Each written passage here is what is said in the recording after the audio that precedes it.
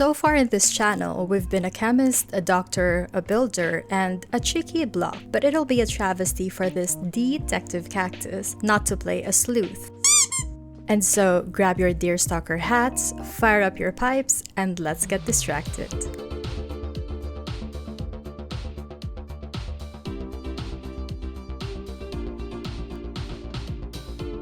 Getting distracted by the music. We're on brand, peeps. We're on brand. It's so good though. I can't resist dancing when I hear it, so it took me a while. Anyways, back to business. Today we are going to be talking about a demo which is among the top 25 most played demos during the most recent Steam Next Fest. Back to the Dawn is a story-rich RPG detective game developed by Metalhead Games and published by Spiral Up Games. The demo's been extended to the 24th of July, which is, it's not too long, but I've only recently discovered the game, so there's that. You play as Thomas the Fox, a journalist framed into prison after refusing to sell his dignity to a sleazy politician, and now you must learn to survive in a prison that is on the brink of imploding, and thanks to the brewing gang Brewing? Brewing. Brewing! I need my coffee. Wait.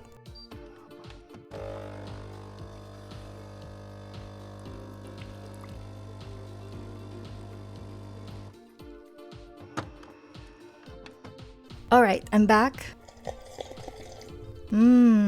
Heaven. Okay, where were we? Oh yeah.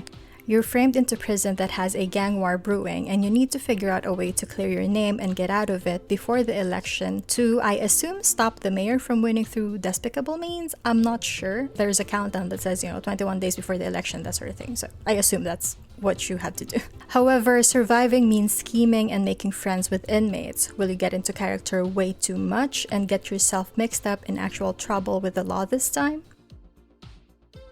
The game shows you two-player characters, Thomas the Fox and Bob the Black Panther, and there seems to be another slot, so maybe there's gonna be another character available when the game fully releases. You can choose your character's past, which will determine the skills your character will have at the start of the game. The investigation is solid in this game so far. There's no hand-holding or railroading, and it really lets you think on your own and find creative solutions for the quests. And there are a lot of moving parts that tickle the brain. I like the luck element of the game with the dice, and the game actually reminds me a lot of D&D, not just because of the dice, but because the game actually sort of refers to it at one point, which made me smile because I am actually participating in a D&D campaign at the moment, and this coming Friday is my group session, so come hang out if you have time. It gets streamed on my friend RX Monte's Twitch, and he is also our DM, so I am going to put a link to his channel down below.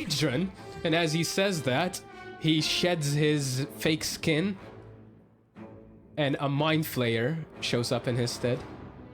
God fucking damn it. Oh. Fuck. I knew it!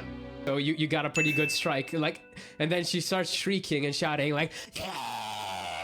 The session is going to start at 11 a.m. Eastern Standard Time, so I hope I can see some of you guys there. Anyways, back to the game. So yeah, I like the unpredictability that the dice brings to the table. Now, your relationship with inmates and resources are correlated in this game. Since you're in prison, you have very limited resources, therefore you have to rely on trading with the inmates for items you need, be it daily necessities or more significant items needed to complete quests like liquor to make Molotov cocktails. I'm not sure why we want to do that in prison, we're gonna get in more trouble, but anyways. Every inmate carries different inventory every day, and the type of item you get from them depends on the level of relationship you have. I love the part where during lunch you can actually check what the inmates are eating. If you want to butter someone up, you can find out what they're eating, order it, and split it so you can improve your relationship with them. Of course, the fastest way to do that in prison, I think, is sharing a cold mug of beer. However, that's not possible, so, you're gonna have to settle with paper cranes.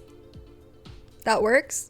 You also follow strict prison activity schedules, and it's really strict because in order to proceed in the game, each action eats up different chunks off the clock until you get to the right time and the next segment of the game. I think this is a feature of the game that I'm having a bit of a hard time getting into. I feel like it drags the game a little bit because being able to perform actions will require physical items that you either need to buy or craft, and focus points refill after 1 in-game hour, so you're limited without focus points and money, and many of the things that just require stamina only shaves a tiny bit off the time. An exploit I found is sitting and resting, but doing that to skip long periods of time is a bit unsatisfying, but maybe that's just me. The game also has an intriguing cast of characters, many of which have stories that I found amusing and would like to see through. There's a goat that's talking about the supernatural, of course, a skunk named Walter being bullied to cook suspicious substances, a loner tiger named John who is mysterious and attracts the attention— Wait,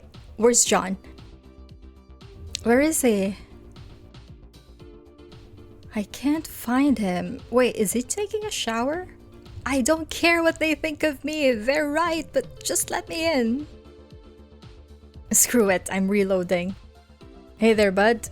What a coincidence. You're taking a bath at this time too. And then there's the pacifistic donkey who tries his best not to get into trouble so he can finally reunite with his fiancée outside. A lot of these inmates seem to have pretty complex and interesting plot lines behind them, so hopefully they do pay off during the full release of the game. I think hunger management and body attributes can use a bit more balancing in the game because it felt a bit tedious and expensive to manage the two, especially early game. You get hungry too quickly and you don't have much money on you, and the food that you can afford can only satiate you for a short time, and that does make sense in prison of course, but the body attribute suffers too quickly in relation to it, and if you have low body, you cannot replenish it by resting, only by eating food that are priced a bit too steep, or you don't have immediate access to it because you need intermediate relationship with the inmates or buy it from the vending machine, which you can only access during the outside recreation time, and the food doesn't give significant remedy either. So whenever you get hungry again, the body counter falls down as well shortly after. I get confused by the autosaving because you get the autosaving prompt, but many times it's not really saving those checkpoints. It's just during significant times during lunch, dinner, recreation, lockdown, etc. So I do have a big confusion there. The autosaving also feels like it drags the game a bit because I need to wait till it saves before I exit, but it'll take me a while sometimes because I need to reach a certain hour, and sometimes I don't have enough actions to get me to the designated time. So I want to take a break from the game, but I can't because I can't save and need to run around and look for something to do. Well, I can sit and rest till the next segment, but I'm not very keen on doing that every time, so I hope that the devs can figure something out with this. Oh, and the demo lasts for 3 in-game days. It doesn't matter what quests you finish. When day 3 comes,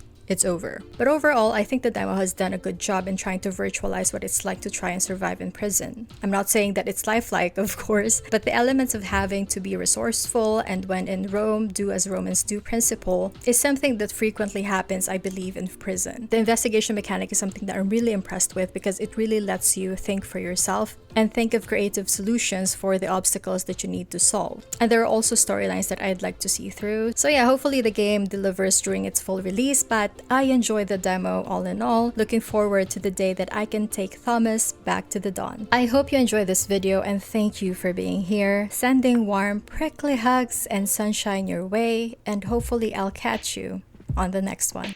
Bye!